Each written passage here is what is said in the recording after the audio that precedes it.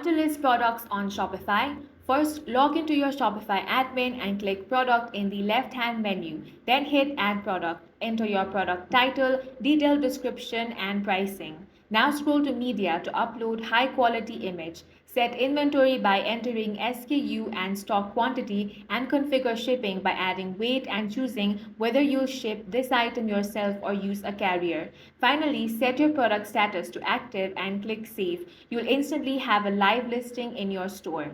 Keep in mind that good SEO and customer trust start with clean data. Include clear, keyword-rich titles under 70 characters, write concise bullet-style descriptions highlighting benefits, and always add alt text for your images. Check the variant section if you sell size or color options, and preview your listing on both desktop and mobile to catch formatting issues before you go live.